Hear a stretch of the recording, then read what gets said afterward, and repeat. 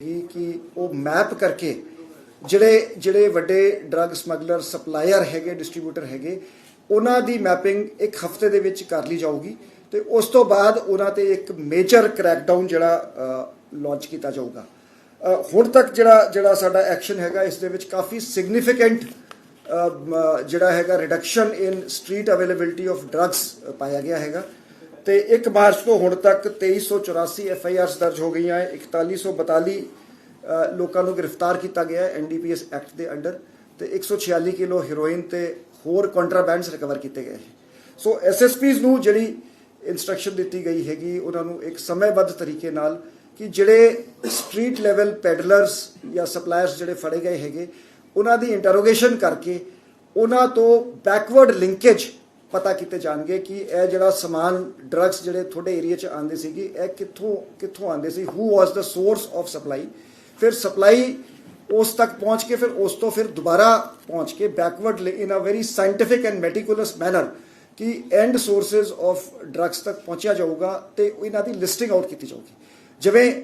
पिछे असी जिहड़ा एक नैटवर्क जिहड़ा ANTF ने बस्ट किया सीगा उस दे विच complete end to end manner दे विच पाकिस्तान तो ड्रग कौन लैके आ रहा है, किहड़े कूरीयर्स हैगे, वो कूरीयर्स अगे किहड़े डिस्ट्रीब्यूटर्स नूं ड्रग डिस्ट्रीब्यूट करते हैं तो वो डिस्ट्रीब्यूटर्स तो स्ट्रीट लेवल पैडलर्स तक वो जिहड़ी एंटायर चेन हैगी उस नूं मैप किया जाऊगा ताकि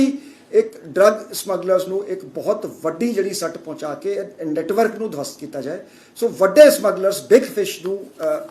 टारगेट किया जाऊगा तो in a very scientific and analytical data based manner. So इसलिए सारे SSPs ਨੂੰ ਅਤੇ CPs ਨੂੰ ਹਦਾਇਤ ਕੀਤੀ ਗਈ ਹੈ ਕਿ ਤੁਸੀਂ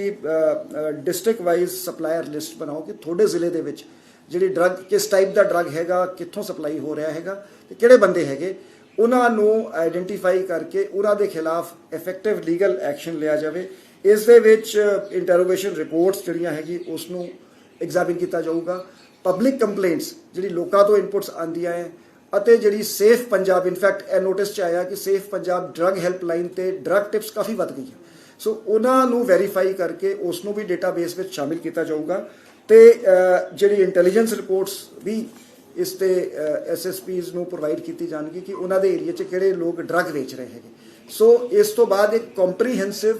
ਡੇਟਾਬੇਸ ਸਾਇੰਟਿਫਿਕ ਤਰੀਕੇ ਨਾਲ crackdown on major smugglers is being planned. Punjab सरकार का जो ये युद्ध नशा विरुद्ध अभियान के अंतर्गत एक स्ट्रेटजाइज करके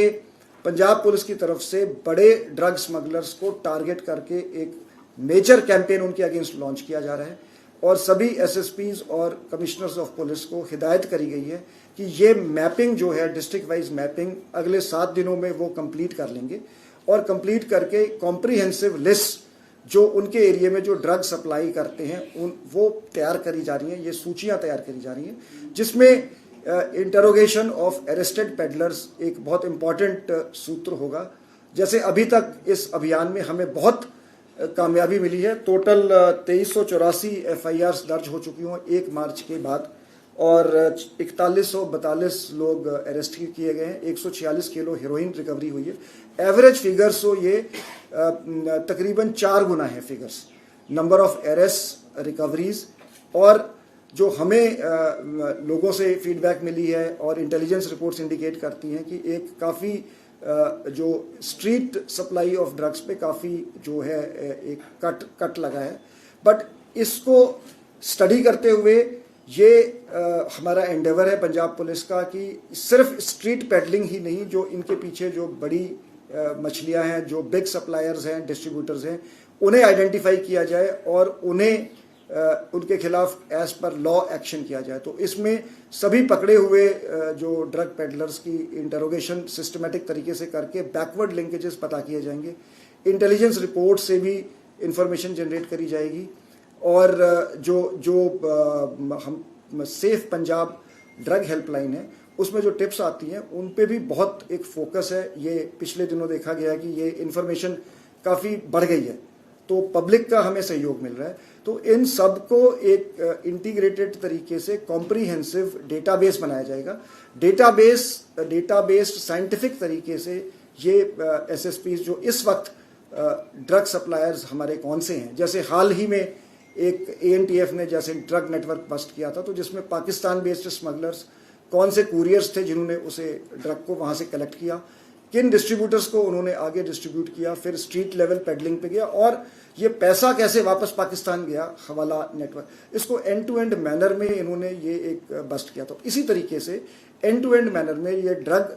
नेटवर्क्स को बस्ट किया जाएगा। सर, कंज्यूमर है क्योंकि अक्सर आप पीड़ित होंगे